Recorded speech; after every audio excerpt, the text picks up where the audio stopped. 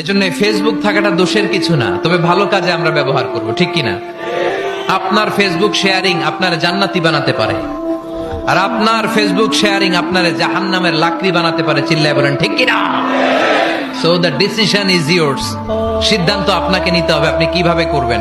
যে কোনো বিপদে ওয়া ইলা রাব্বিকা ফারগাব, কোন দিকে মনোনিবেশ না করে কার দিকে মনোনিবেশ করব? যে কোনো বিপদ আপদ ফেসবুকে শেয়ার করার আগে শেয়ার করব কার কাছে? আমাদের যার যা লাগে আল্লাহ সবও যদি দিয়ে দেয়, আল্লাহর ধনভাণ্ডারের 1 ইঞ্চিও কমবে?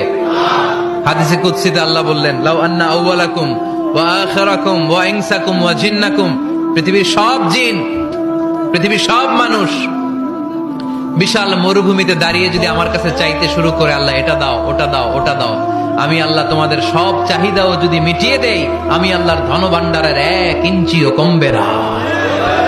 এজন্য চাইবো কার কাছে?